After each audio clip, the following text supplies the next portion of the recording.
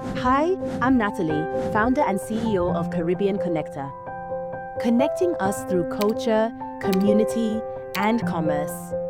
It's reflection time.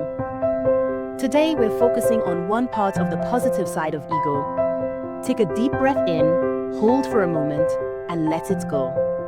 Ego says, I wear my flag, I wear my colors, I wear my story with pride. Awareness reminds, representation is not arrogance. It's remembrance. It's honoring the ones who came before.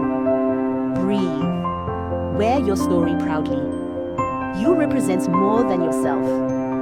Sending you positive vibrations and one love.